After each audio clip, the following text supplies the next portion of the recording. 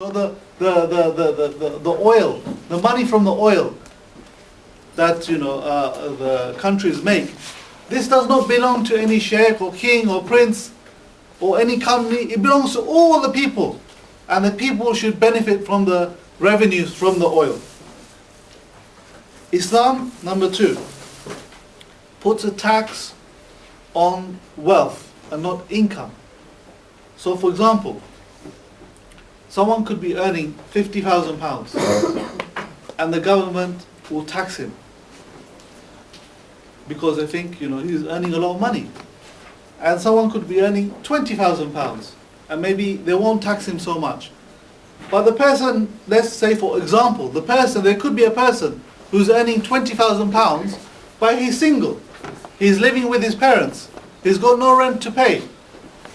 Yeah. He's got no food bills. He's got no responsibilities. All that £20,000 goes in his pocket. But there could be a person who's earning £50,000. Out of that £50,000, £15,000 goes on rent. He's got 6 children. And the rest of the money goes on food and paying school fees, and he's got nothing left at the end of it. So Islam looks at this and puts a very just system where you don't pay money on how much you earn. You pay money, you pay tax according to the savings you've accumulated. So if you manage to save a lot throughout the year, then you pay 2.5% on your savings, not on your earnings. Because your earnings, you could have a lot of expenses. So Islam doesn't put you in that poverty trap whereby you enter the job market and the government is taking away all your money and you're in the same trap of poverty. The third aspect I want to talk about is that Islam enables the money to circulate. This credit crunch at the moment, which is happening, what's this credit crunch all about? Why is it people are not buying cars? Why is it the construction industry has grounded to a halt? Why? Because there's not money flowing into the economy. The money is being hoarded. The money is being hoarded. There's a credit crunch. The banks are not lending money to the people, to businesses anymore. And that's why people have stopped spending. When people stop spending, that creates poverty. Let me give you an example. Let's say, for example, sorry brother, what's your name? Kauthar. Let's assume Kauthar is a rich guy. Yeah, he's very rich. Let's say he's got a good £1 million stashed away. Yeah, he's got £1 million stashed away, and you 5 brothers here are all poor. You're all poor. You got nothing. So his £1 million, because he stashed it away. I know he's not really going to do this, but let's say as an example, because he stashed it away, it's not helping you brothers at all. You're not benefiting from that. There may be a lot of money around between us, between the 6 of us. There's a lot of money, but that money is not doing anything. But if Brother Kauthar, he starts to spend his money, you sell him a video camera, you sell him a phone, you sell him some food, you sell him a house. All of your brothers now got money in your pockets because he's buying your goods. And because you got money in your pockets, you can buy from other people. You see, so when you start purchasing, when people start spending their money, everyone benefits from this. The money starts to circulate. It's not sitting in a bank somewhere doing nothing. When people start spending their money, the money starts circulating and increases the prosperity of everyone. And the way Islam achieves this by prohibiting the hoarding of wealth. Number 1, hoarding of wealth. There's a lot of very, very rich people in our so-called poor countries today. In the so-called poor countries, there's some very rich people. And what do they do with this money which they have? They put it in Swiss bank accounts, they put it in various bank accounts, they put it in the stock market. And that money is not benefiting the people because they're not spending that money. So number 1, Islam will prohibit the hoarding of that money. Either, if you got too much money, either you give it in sadaqah, or you spend that money, or you invest it in a business, in some types of business which will make the economy grow. Number 2, also, Islam does not allow any interest. There's no interest, there's no riba, there's no interest. So there's no incentive for people to put money in a bank.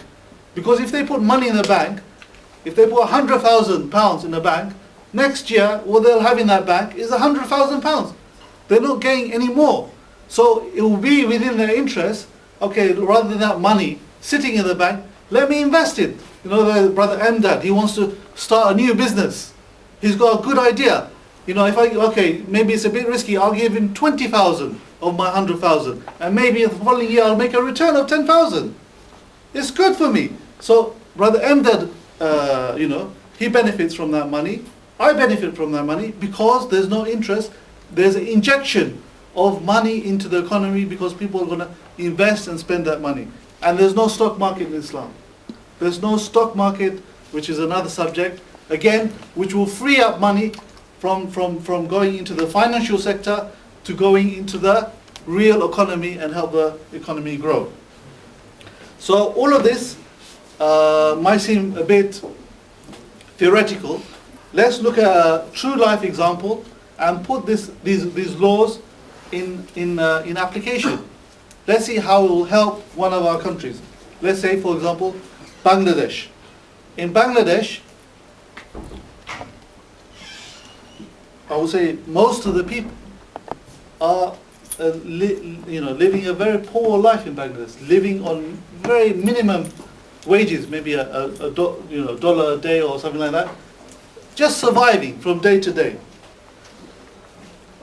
And there's a lot of rich people in Bangladesh. There is a lot of rich people. Okay, so how would Islam solve this problem of poverty in Bangladesh?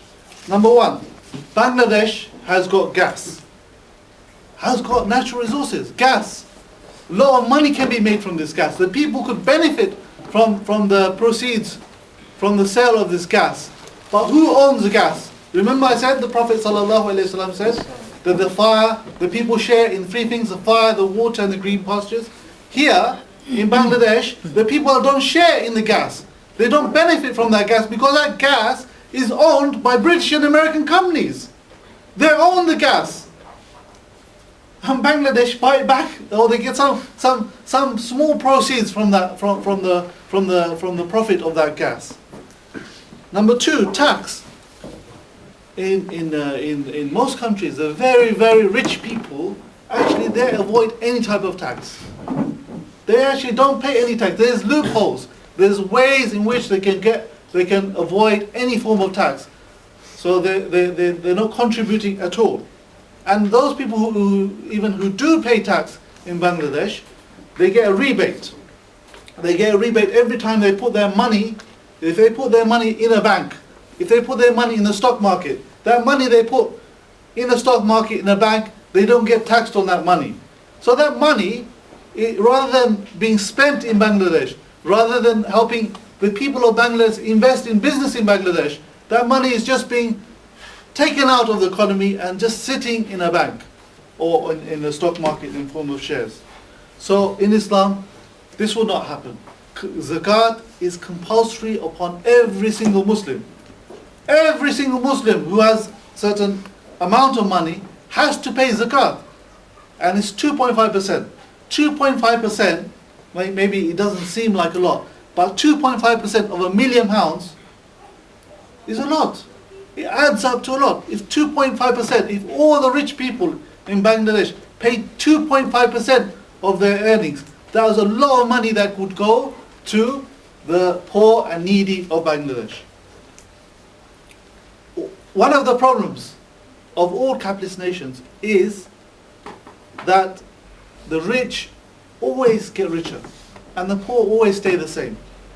Because these capitalist nations, doesn't matter how wealthy they become, how much wealth they accumulate, the wealth does not go down to the poor people. The poor people don't benefit from this wealth.